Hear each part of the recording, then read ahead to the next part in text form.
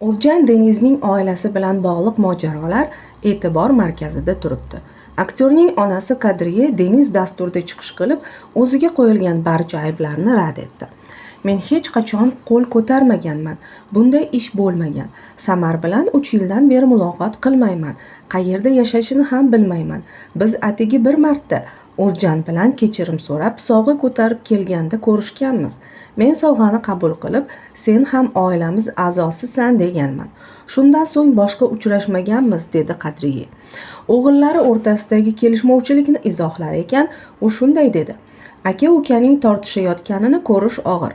Bittasi televideniyada gapiradi, boshqasi ijtimoiy tarmoqda javob beradi.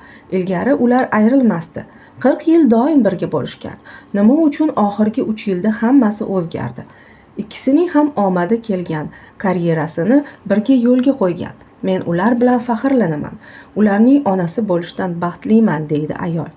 Avvalroq O'zjan Denizning akasi Erkan Deniz uning daromadini oshkor etib, u serialdan 2 million 250 ming lira ishlaydi, lekin soliqni kam to'laydi deb shikoyat qilgan edi.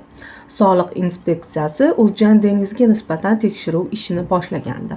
So'nggi paytlarda aktyorning ismi yangiliklarda ko'p tilga olinmoqda.